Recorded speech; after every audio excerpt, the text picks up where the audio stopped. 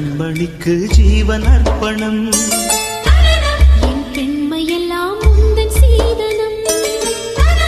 உன் சீதனங்கள் என்ன நூதனம்